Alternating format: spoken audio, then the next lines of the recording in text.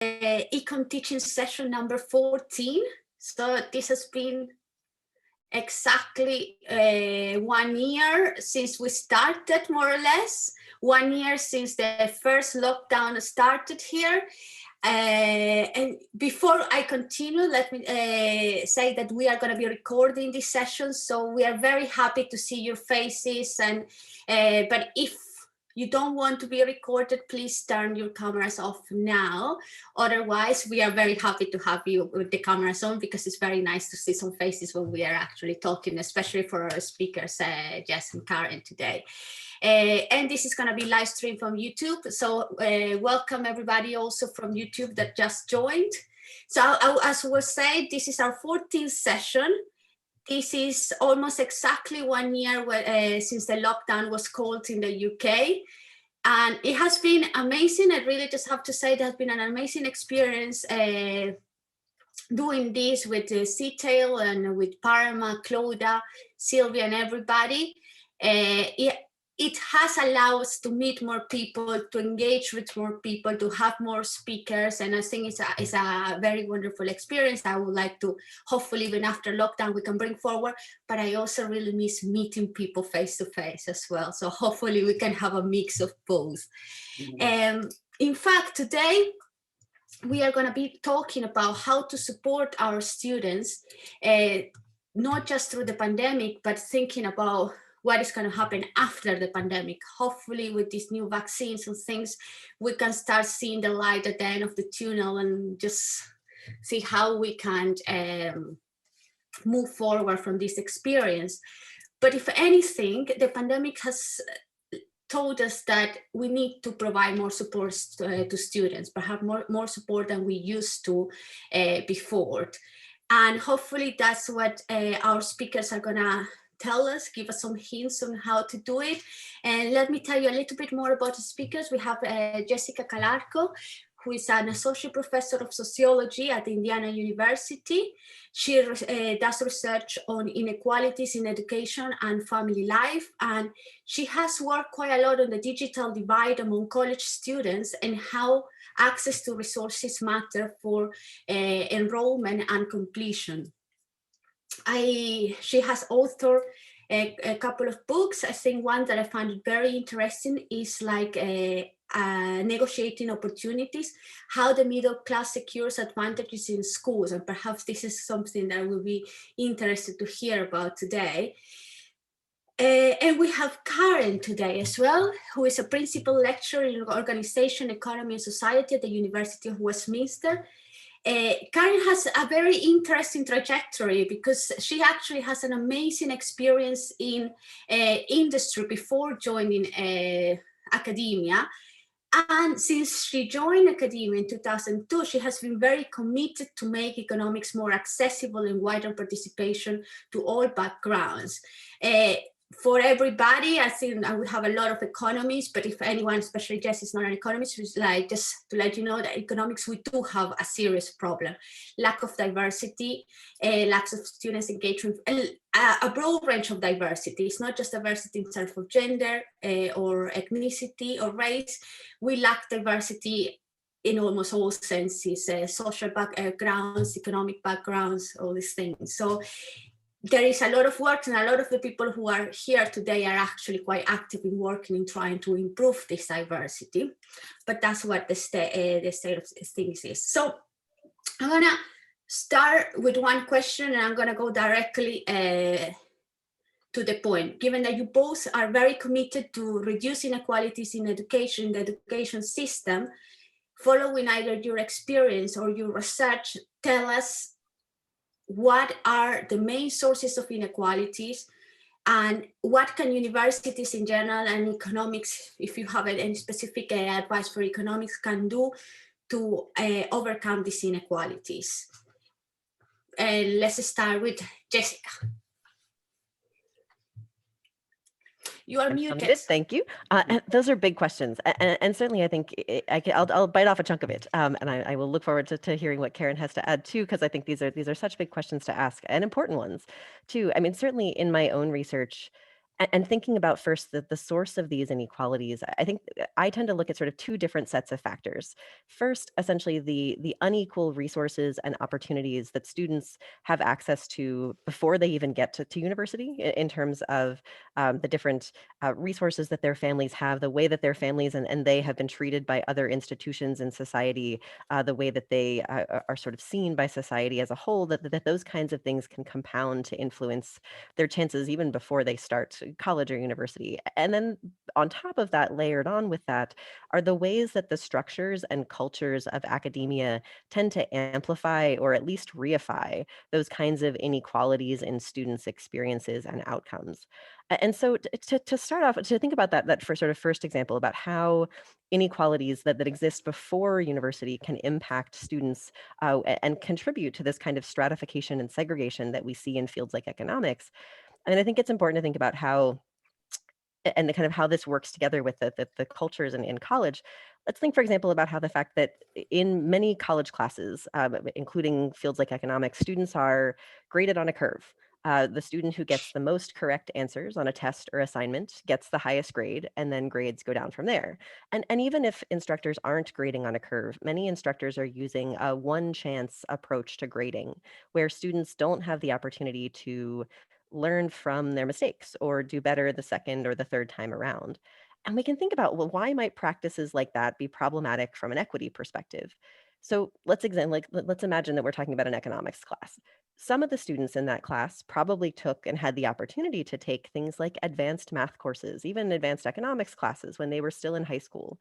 Some may have been on the math team, may have gone to math camps in the summers, may have had parents who were economists or who studied economics in college.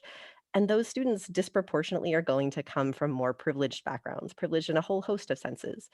And meanwhile, other students in that class may have gone to high schools that didn't offer advanced math or economics classes, that didn't offer lots of academic extracurricular activities. Maybe their families didn't have the money for extra classes or extra tutors or special camps. Maybe they didn't know anyone who was an economist or had that kind of mentoring that they had access to through their informal social networks because of how stratified these fields already are. So that leads us to think about which of these two groups of students do we think will feel more confident about learning in their economics classes at university, and which do we think will consistently do better on things like quizzes or tests or exams?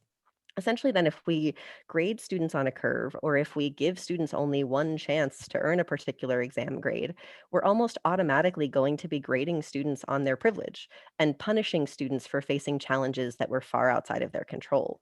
And if we then use things like introductory courses to determine whether or not students get to advance in those kinds of fields, to say if you didn't get at least a B in this class, then you can't progress to the next level, then what we're doing is we're stratifying opportunities to persist in those kinds of fields.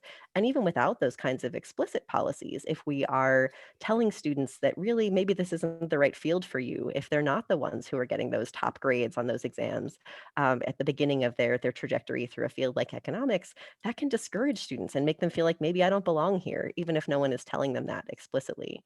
And along those lines, I mean, certainly this is what I've talked about so far, sort of these resource-related inequalities, but there are plenty of other factors that can put students at a disadvantage and help to push this kind of stratification as well. I mean, we have to think about on that front the idea that the version of academia that we have today was really designed for and by wealthy white men. And that means that for students who aren't wealthy white men, kind of from upper class or upper middle class backgrounds, and especially for students that are from multiply marginalized groups, academia and fields like economics can be isolating and even threatening. And students from groups that are historically underrepresented and marginalized in academia may find that their professors and their classmates assume that they're not smart enough or not hardworking enough to be successful because of who they are. And they may find that because of that, they're given fewer opportunities, treated differently by others that they encounter in their fields. And those kinds of assumptions, that kind of treatment is deeply damaging to students. And it can make students doubt themselves and make it harder for them to succeed. And it doesn't have to come from everyone. It can come from a small handful of folks that students encounter as they move through their academic careers. And the problem there is that, as I find in some of my research, students who have experienced some of that pushback, who've been questioned, who feel like they or their families are treated unfairly or treated differently than others, than those more privileged peers, it can lead them to be less likely to ask for help, less likely to acknowledge when they're struggling. They worry about how they'll be judged, how they'll be perceived by others. And so even when those students from marginalized groups are struggling and know that they need more help because they don't have the same access to resources or haven't had the same trajectories, they often worry more about being a burden. They worry more about kind of asking faculty for help, about getting the kind of support that they need because they worry about how they might be penalized or punished for doing so. And so all of these factors can sort of compound together to limit students' success and to discourage students from pursuing kind of persisting in or pursuing the kinds of fields where they feel like outsiders and where the kinds of experiences that they have might treat them like outsiders and treat them like less valued members of the community as well. So maybe I'll stop there and let Karen jump in before we get into solutions, because I feel like I've talked plenty already. Okay, Thank you very much, Jess. And Karen, please.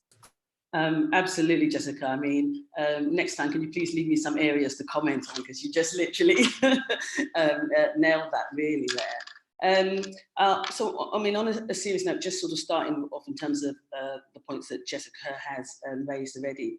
Of course, sort of what the student comes with, so the resources, the background, the expectations, all these things can be uplifting, but can also be a burden and actually hold back the student. I think definitely, as Jessica said, if we look at what's happened during the pandemic in terms of economic resources and where people are, that has really impacted our students.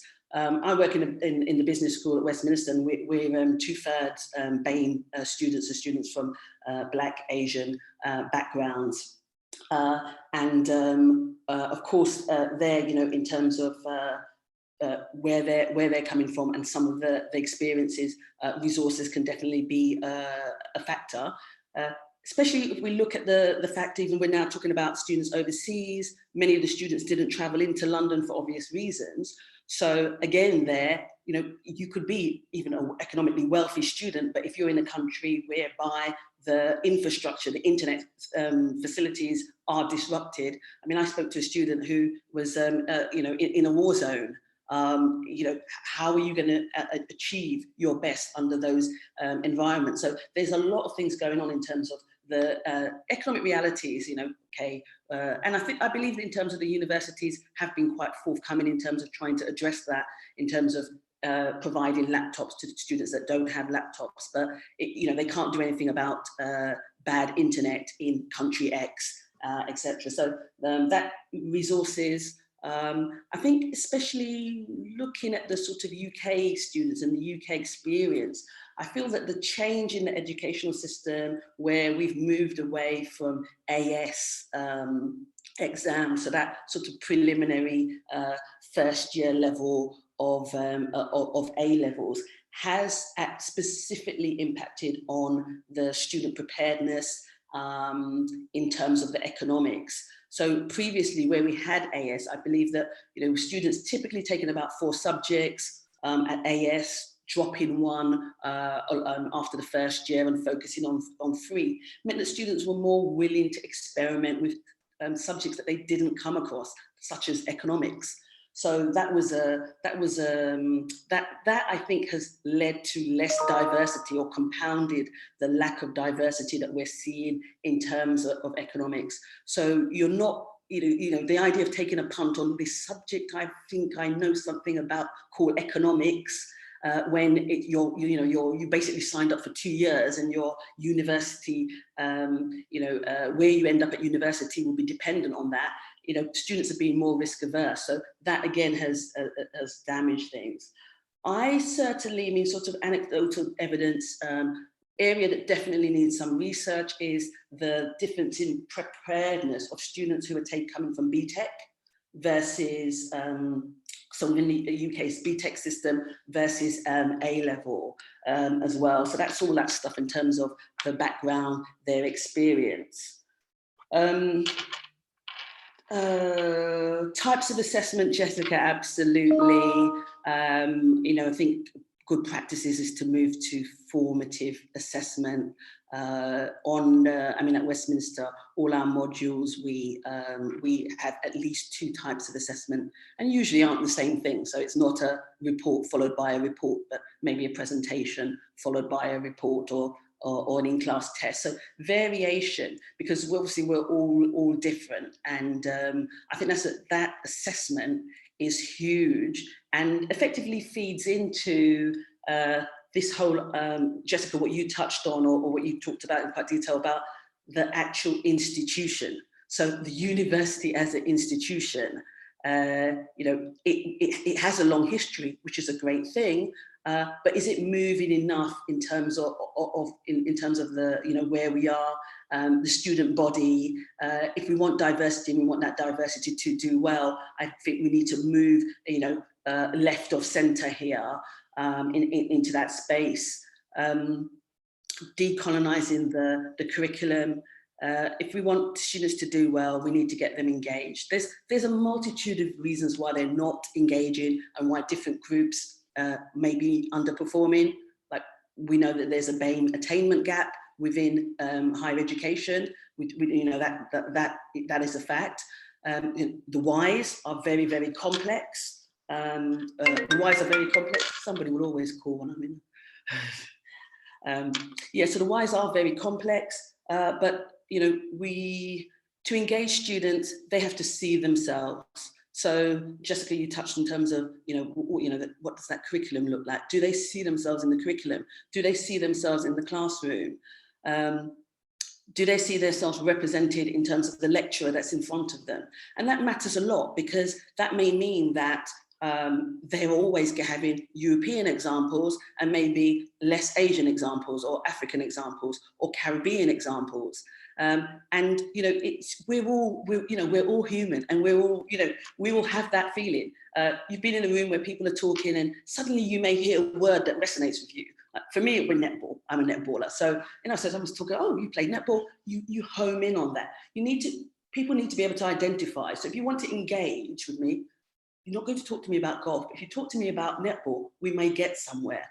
So it's similarly, the examples that are given. And of course, it's not going to be the lecturer's fault if they can't particularly identify with the examples, from a more global or more diverse experience, because that's obviously going to be their experience. But how do we bring that diversity in so that all views and all experience are equally, equally valued? And that's what I love about university, when you get a diverse classroom and you've got, examples from Latin America, from East Europe, from the Caribbean, from all over. That's the real, wonder of university. And it's interesting, because I had some students were asking online, they've been asking quite a lot of questions, and, oh, can we have seminar answers for this and that?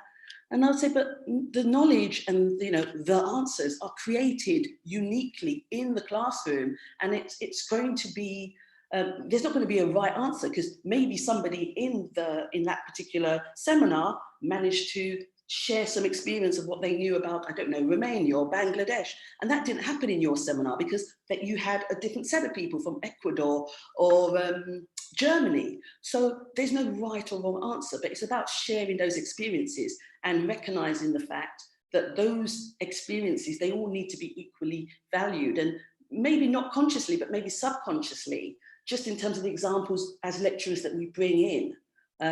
Yes, of course, China's really interesting, but China, India, but there's a lot of growth happening in Africa. Can we maybe have some of those examples too? So it's just about decolonizing that curriculum, so it's much more inclusive, and our diverse range of students see themselves in the curriculum.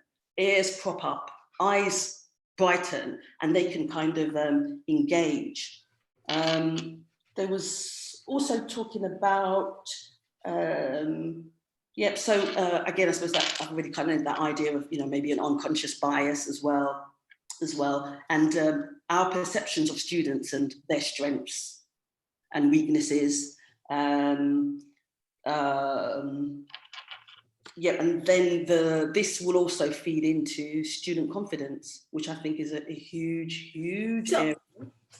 I think I got a really good example of a set of two students that came in. Both of them were London-based, from Caribbean backgrounds.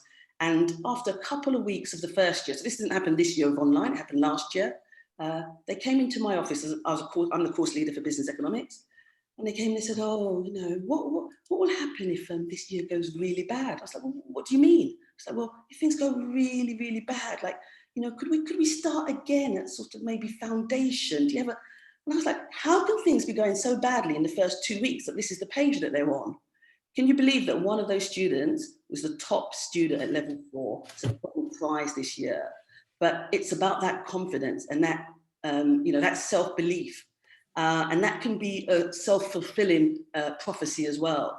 So it's important what we do. And Jessica, you made a point about, like what you may unwittingly say or indicate, or just maybe your eyes didn't sparkle up when they finally plucked up the courage to give an example. And those little things tend to undermine their confidence. And it's, I've had loads of anecdotal evidence about where students have sort of said, I've put And opportunities. I think, Karen, not for them. this is super interesting, but let me stop you there for a second, because there are already a lot of questions coming, I think either from YouTube or other from the chat.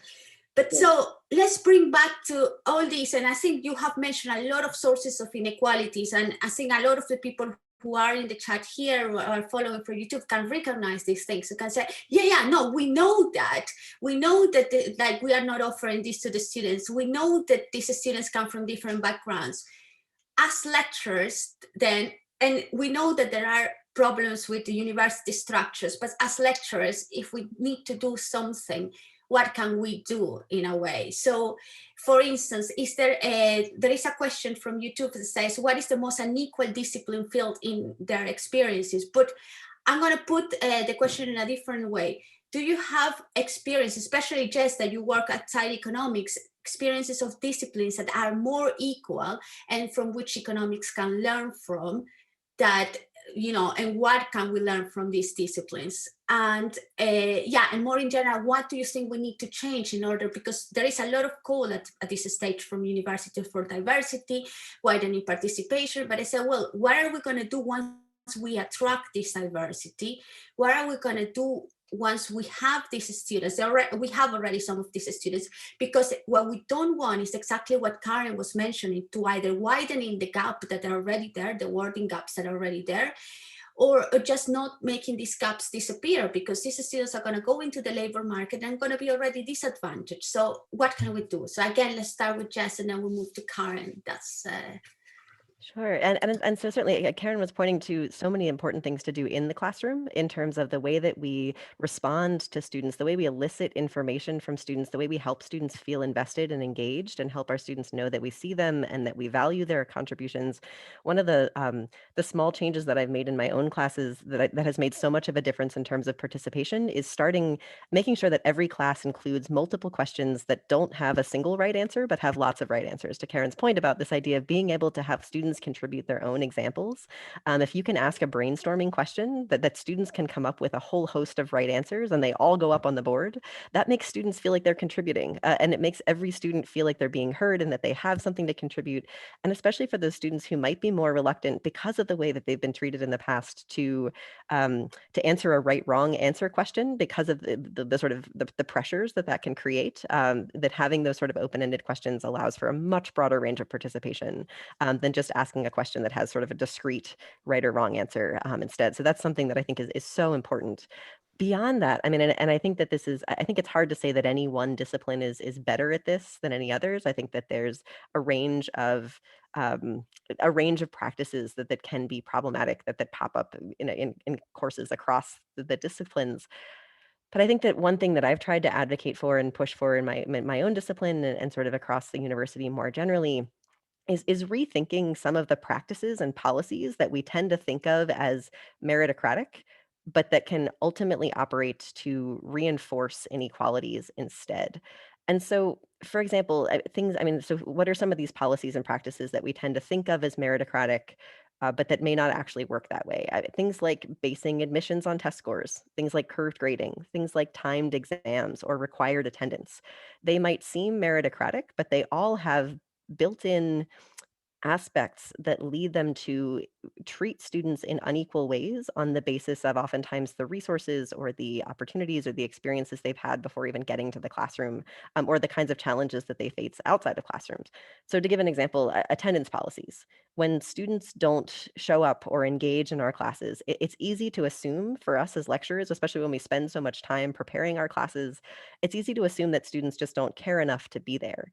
And if we make those assumptions, though, it makes sense to use something like graded attendance, kind of rewarding students who show up and incentivizing attendance, and kind of punishing those who don't. But the reality, though, and especially if we're talking about students from kind of systematically marginalized groups, the reality is that if they're not showing up or engaging, research shows that more often it's about the fact that there's something going on in their lives that makes it more difficult for them to be there and to show up and to do the work.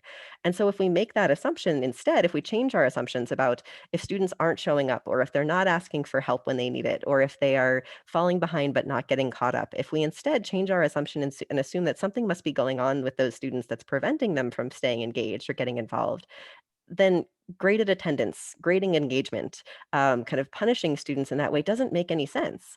And so, if we want to adopt a more inclusive approach to pedagogy, and we have to essentially treat a lack of engagement or a lack of attendance or even things like low scores on exams as signs that students might need more help than what they're currently getting, as opposed to signs that students need more motivation, instead. And so I'd argue that we need to be cautious about the kinds of policies and procedures that we put in place. We have to avoid using things like attendance or test scores as proxies for students' effort or students' motivation, or especially things like students' intelligence. And we have to instead use those as tools to gauge which of our students need us to reach out and offer more support. If students aren't coming to class, for example, or if they're not engaging, or if they're not doing well on tests or exams, using that as an opportunity to reach out and check in with them, to ask if they're okay, to ask if they need more support, to connect them with resources on campus, that can allow them to more effectively succeed in the classroom.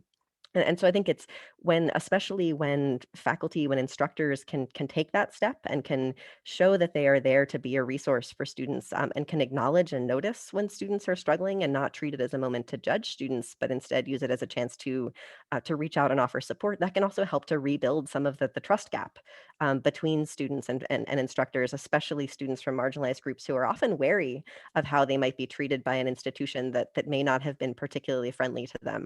And so I think that that kind of, the more we can do to notice when students are struggling, to reach out and use that as a chance to offer resources and support, the better off students will be. Excellent, thanks, Jessica. I was thinking in terms of the online experience. So we've had a year of teaching online, and I think that's kind of taught us quite a lot about student engagement. So, I mean, there's a couple of things. I'm going to have to make a confession for Jessica a bit later. Yeah, in terms of the online, I think it has led to higher student attendance. So meaning that flexibility has meant that student attendance has gone up. Now, that may not necessarily mean that student engagement has gone up, although I could argue anecdotally that I feel that the online platform has changed the engagement. I think that there's been, to an extent, more student engagement.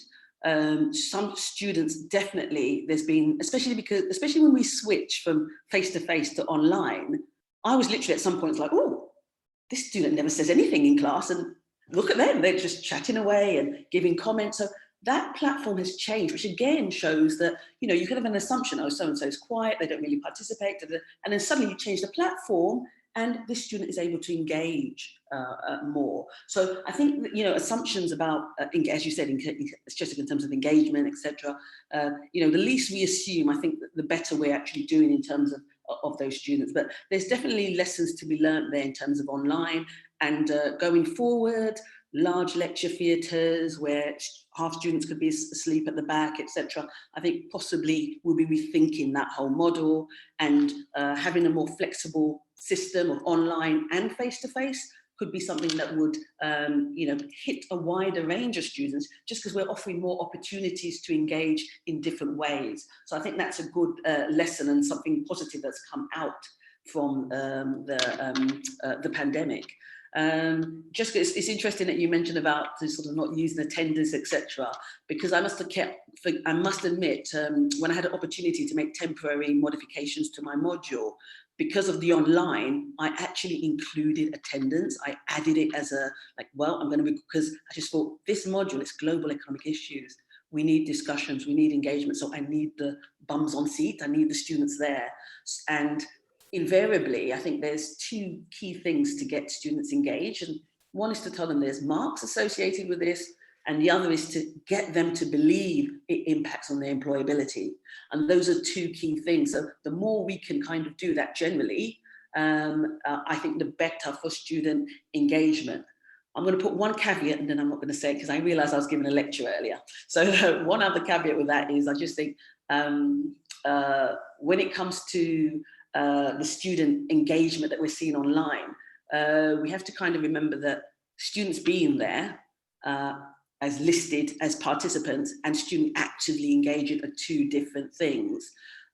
They certainly are getting now to a period of online fatigue. I'm definitely seeing that. It kind of happens from week 6, 7 onwards. You get, you know, the good ones are there and the others you kind of lose in. But again, let's all make a blanket assumption, because I'm sure as academics, we've all done it where we're pretty much at 2 meetings. So you've got one place, you've got another one. So they may be doing other things, which actually listen to it even partially is better than if I physically couldn't be there. So there's a lot going on, a lot, I think, to start to analyze. Thank you very much, Karen. And I would like to go back to some of the points that you both mentioned. And in particular, I completely agree. I didn't give students marks for attending. I did give engagement marks, though. I think I have a very experiment, but I'm not going to talk about this. But yeah, I was worried about the students just disappearing or turning on their computers to get the marks, but just being somewhere else. And you know, what can you do? But I think, and this is a question that came from some of the people who registered today, it's more about like, how do we reach though? Okay, it's good, you know, that we do all these different things, but sometimes we lose students. And I think we are, and as you say, Jessica, some students just don't ask, and we notice these things, that the more the students need support and help, the less they ask, which is almost scary sometimes, because they say, well, there is all this, and you know, when eventually we meet the students, say, but what do you mean? There is all this support, but the students did not engage. So I guess the question would be is, how do we reach those students? How do we reach the student who doesn't turn up to the lectures, the student who is not submitting anything, that we perhaps are struggling to make contact with? And do you, I know it's a difficult question. I know that perhaps the most that we can do is brainstorm ideas, but you know, let's do it. Say, and of course, for people from the chat or from YouTube, feel free to put your question or your ideas as well. Because remember, at the end of each session, someone writes a blog with all what is going on the chat. So that's also very helpful. But yes, so let's start with Karen this time, and then we move to Jessica and talk about this. Okay, so what can we do for students that don't engage? You know, you've always got them. You know, it's an age-old problem. I do think that it's going to sound a little bit harsh, that you know, students do need to. We don't want to take everything away from the student. The student does still need to have some degree of responsibility, and I think that can be, because we don't want to de-skill our students by absolutely spoon-feeding them like babies, but when, I mean, sort of practical things that can be done to improve engagement, I think is, again, tapping in and making that student see that they belong there and it's something that is relevant to them. So relevant, you know, is this, you know, this theory, what they're going to be doing, is it relevant to what's going on today? So making it, those real world applications in terms of the way we teach is important. Of course, you first have to get the student there to realize that, yo, actually, this is relevant. So again, in terms of the online world, I was very mindful of this issue of engagement at the start of this year, in particular, probably more so than before. And the way I decided to tackle it for my business economics students was to get them involved in games.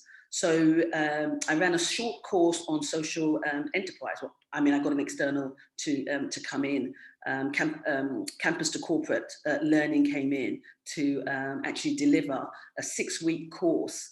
That got the students working in teams. And this was for first year students. So they hadn't met each other, but I felt it would be an opportunity to build a sense of course belonging. So I myself saw them each week.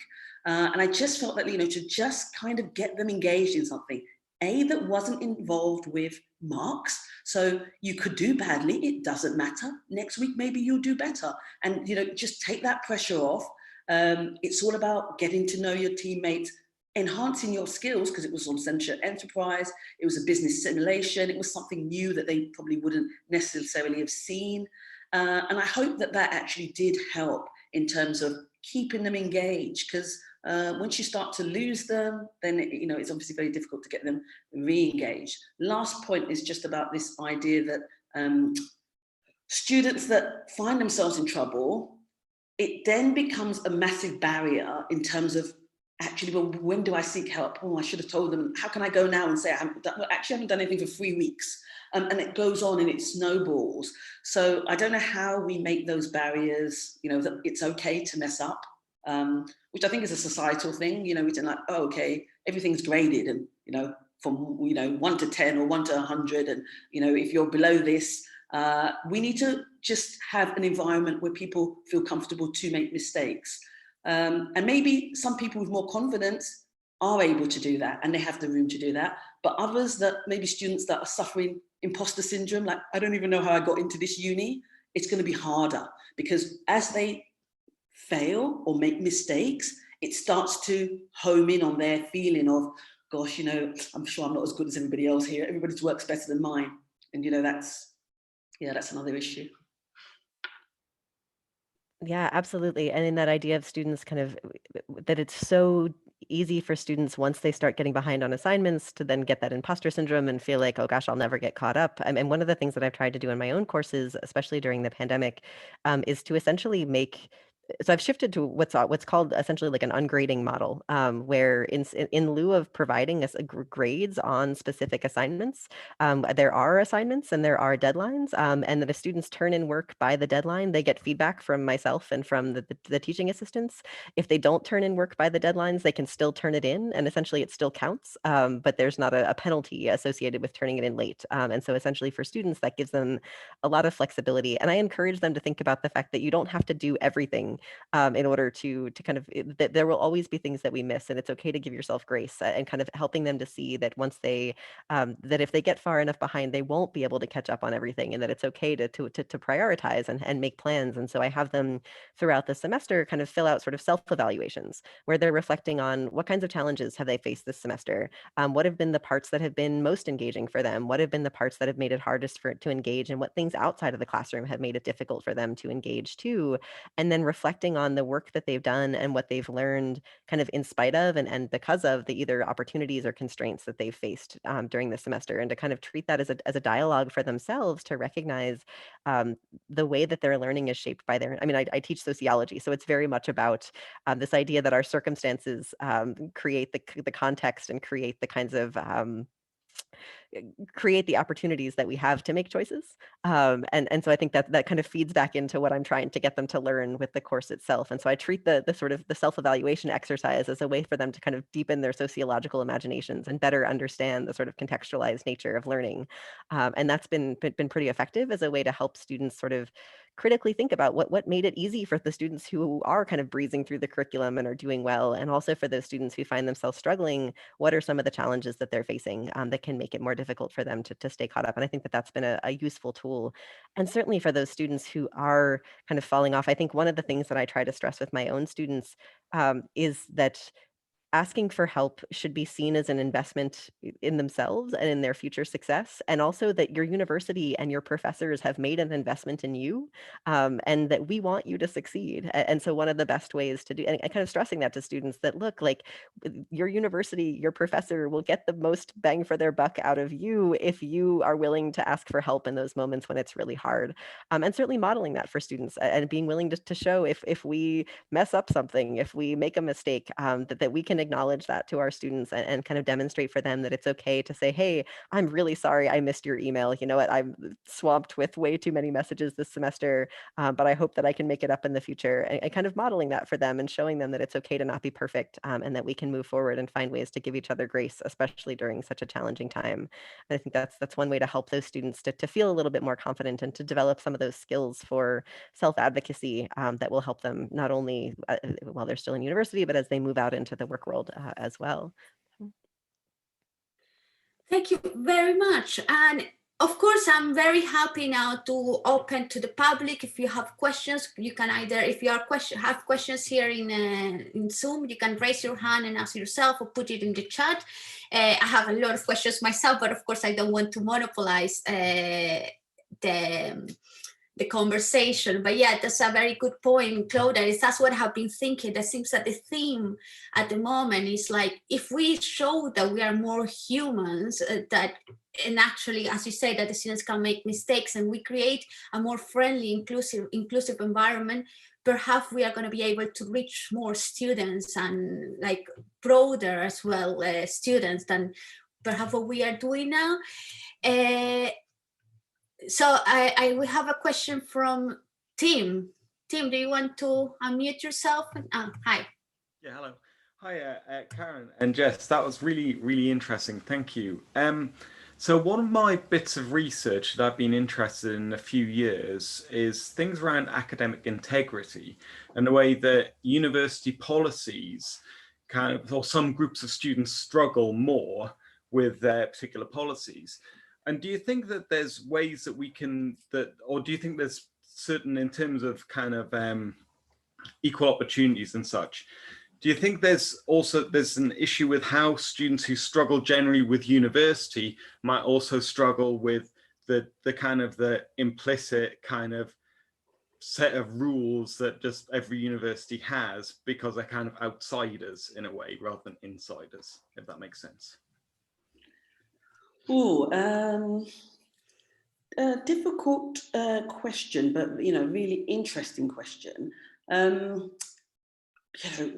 I can be a little draconian, so this might not be a very popular view here, but I think we should be careful in the sense that we're not looking at moving the bar,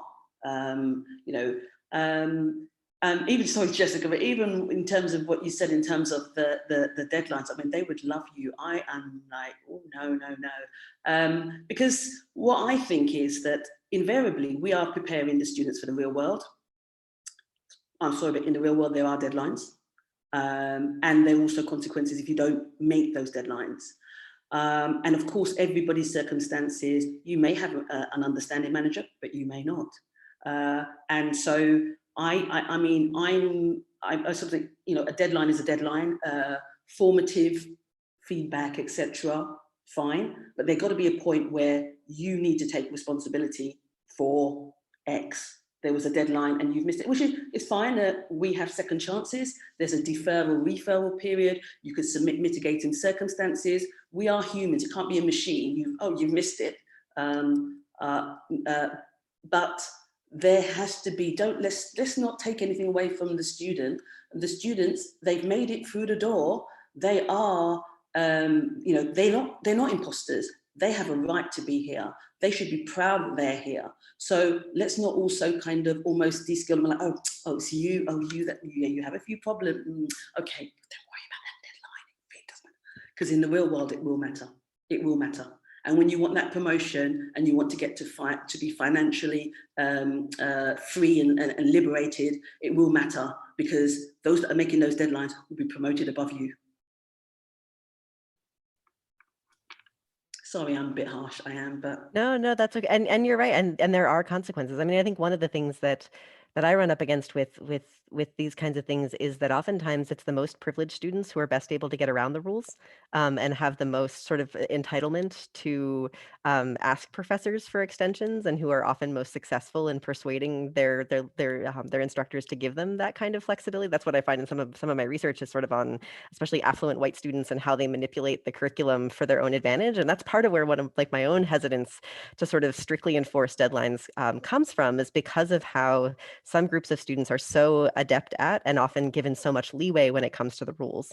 And so I think that that's the part that worries me, is sort of about what happens when you have highly privileged students who have no qualms at all. I've done some surveys and things like that, even with my own students, about sort of which students are most comfortable asking professors to bump up their grades or to give them an extension on an assignment. And so it's disproportionately kind of often affluent white men who are willing to make those kinds of requests. And so what that tells us about sort of who actually gets beholden to those deadlines and who doesn't is one of the things that scares me the most about sort of, at least in my own classes, a really strict enforcement policy, because I worry about sort of who's going to ask and who's not going to ask, and then how that across the curriculum ends up with, and I mean, I think that often, I think we see that kind of unequal rule enforcement, to get back to Tim's point about sort of academic integrity. I think we have to think about who the rules are most often enforced against, and who is allowed, who is seen as like, oh, it's not. I have some research on K-12 students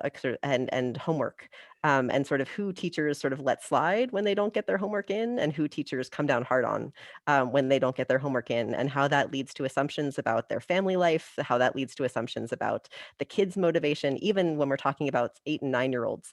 And so how that starts from such an early age, with the sort of affluent white kid being told, oh, you know what, it's not a big deal, you missed an assignment, it's totally fine, turn it in next week. And the kid from a disadvantaged background or a racially or ethnically marginalized group being told, like, look, you should have been more responsible, you should just get this done. And so I worry about how from such an early age, so many students, that there are these inequalities in who the rules get reinforced against, and how that makes some people especially feel entitled to just treat the rules as if they don't apply. And so it's that's part of where my own sort of hesitance to strictly enforce things comes from, is because of how the idea that I know from my own research and from looking even at really little kids, and how some kids have just been able to skirt the rules their whole lives in a way that others haven't.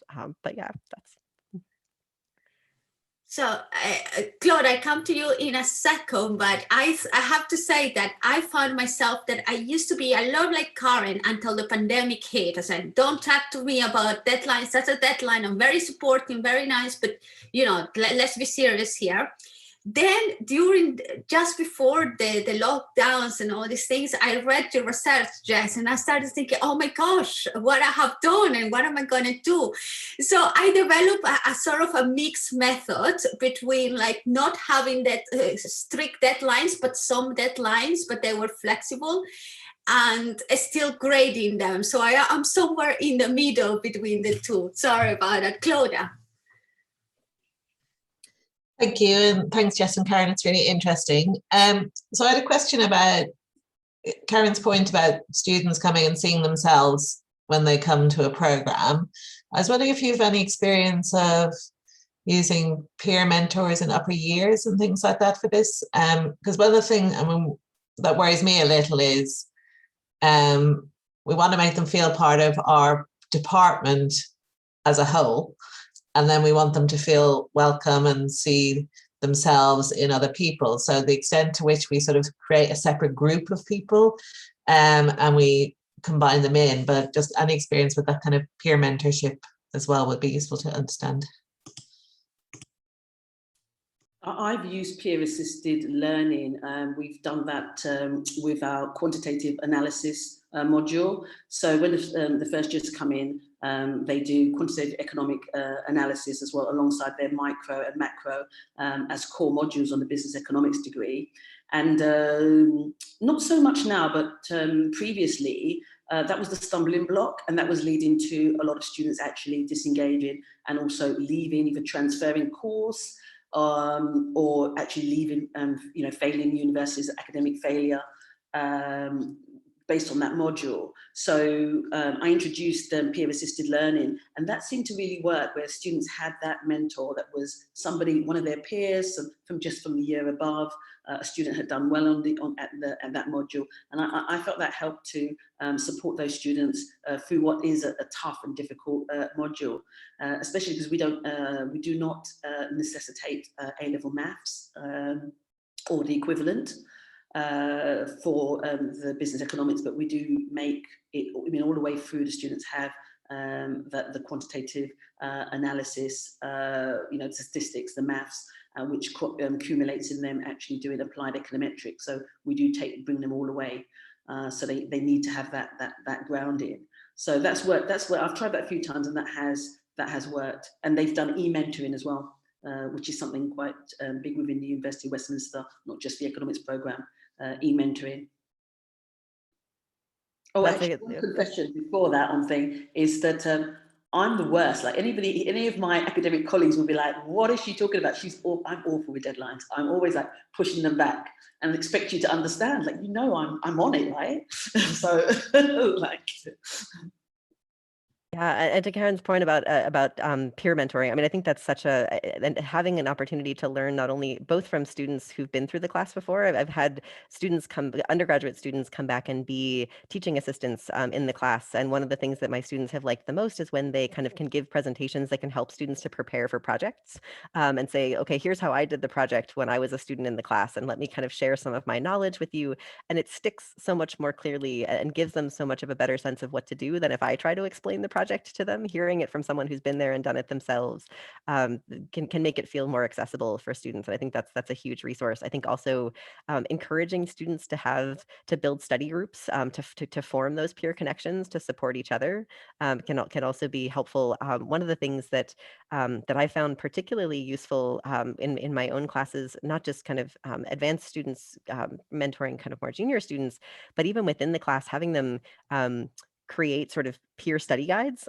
where I kind of give them like, here's what you're going to need to know for an exam, or here's what you're going to need to know for, or here's some questions that you should be able to answer. And then having them kind of work together collaboratively to answer those questions and come up with, okay, so what are the kinds of things that we need to know in like a shared Google Doc, essentially, where they're all contributing, they're all sort of kind of adding and building on what each other have said, and then kind of having them see what they can create collectively, knowledge-wise, and learning from each other in a way that doesn't have stakes attached, but that they can sort of be contributing to and part of. I think that kind of peer collaboration can really help strengthen students' connections with the material and with each other, and be a resource for each other as well. Thank you.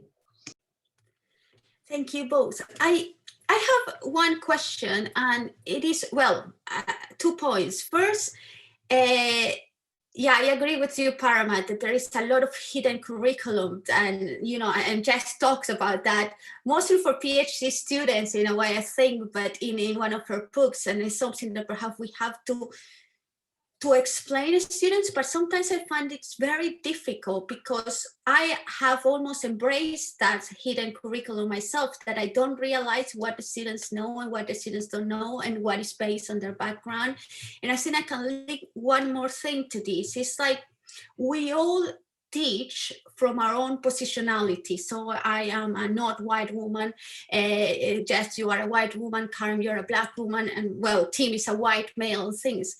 And how do you find, from your own positionality, how do you find teaching other students and engage other students with you? Because, so for instance, I can tell you, I do find sometimes that perhaps white male students they behave different with me that they will behave with what they do with Tim. And how do you engage? And if you are a white male academic, how do you think you can engage with the students who come from a completely different background of you? Do you have any advice on that? That's a tough question. I mean, there's certainly documented research that shows that especially women, and especially women of color, are treated differently in the classroom as instructors than are white men. Whether it's sort of demands that students make on them, or the kinds of entitlement that they tend to demonstrate, and that, I mean, certainly I have. In our department, we do peer observations. So we observe our colleagues teaching, especially for our junior colleagues, and I observed the class of a colleague of mine who was teaching a course on race and ethnicity, and she is a woman of color, and was treated horribly by some of her students, just in a way that was completely inappropriate. And I wrote a big letter to the department saying that we have to be very cautious about this, and this is not okay, and this is not acceptable for our instructors to be treated this way by their students. And I mean, I think it speaks to the idea that there are inequalities not only on the student side, but on the faculty side too, and that we have to be be mindful of that. I mean, I think, I don't know if I think we have to be cautious about things like teaching evaluations as a metric for evaluating it, for judging faculty, especially for things like tenure or promotion in a US context, or for sort of merit pay and things like that in other contexts, because of how students can disproportionately judge some instructors over others, or treat them differently.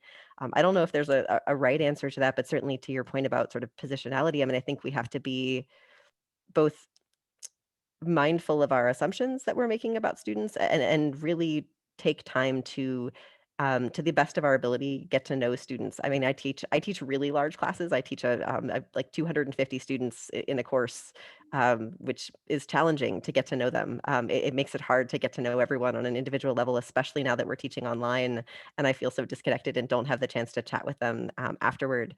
But really trying to put assignments together that will have students reflect and bring in those personal examples can help me to get to know them on a more personal level, and avoid those kinds of implicit assumptions about students, and give me the opportunity to get to know them, and have them feel more confident that I know who they are when we're interacting with each other as well.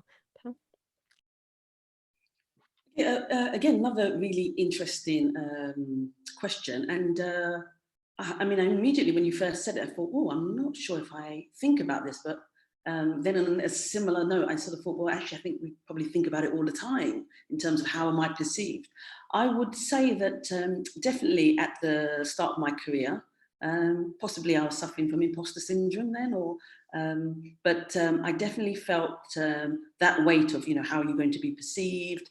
Is there, and that feeling of, oh, okay, I need to make sure, like, how will I handle that difficult question? And now I'm so relaxed. It's like, oh, great, a question I don't know. That's brilliant. Is anybody else in the room that can help? And, I'm really like, I think I've changed my sort of philosophy. It's sort of, when I first joined academia, there was this idea that I had to have all the right answers. I'm the lecturer. I'm the lecturer. Whereas now I'm sort of like, it's about shared knowledge. There are students that are going to be sitting in front of me, and hear what? They're going to know more on this topic than me, possibly. Why not? They've got a different experience. They come from a different background, and it's okay. It's okay, because at academia, it's not right and wrong. We're sharing experience. Of course, we know that. I mean, of course, because there's economic theory, I can't then sort of tell you that this economic and put across an economic theory wrong. Of course, I could, but it's about that kind of shared experience. I mean, I'm in a total different space now. So when I'm thinking about the curriculum, I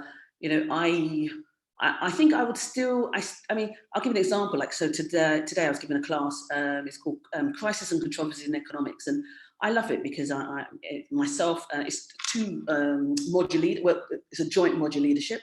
So my colleague presents, and he's great in terms of classical economists, Ricardo, Smith, etc. And I love it because I come in and I'm, definitely want to look at some different thinkers. So I bring in Arthur Lewis, Prebish Singer, and try to give a different, a different viewpoint. And today we were happening to be talking about colonialism, and then we talked about India and the deindustrialization. And I was glad to be able to give a different perspective.